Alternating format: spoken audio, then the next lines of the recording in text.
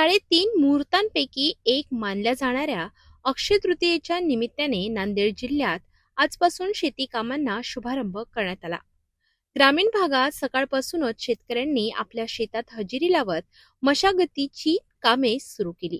पारंपरिक पद्धतीनुसार बैलजोडीला सजवून पूजा करून शेतात नांगरणीची सुरुवात करण्यात आली। काही ठिकाणी आधुनिक यंत्रांच्या सहाय्याने मशागत सुरू असल्याचे चित्रही पाहायला मिळते। आगामी खरीप हंगामाच्या पार्श्वभूमीवर शेतजमीन पेरणीसाठी तयार करण्याची लगबग सध्या सुरू आहे। चांगला पाऊस पडावा आणि नवीन हंगाम भरघोस जावा अशी प्रार्थना शेतकरी करीत आहेत।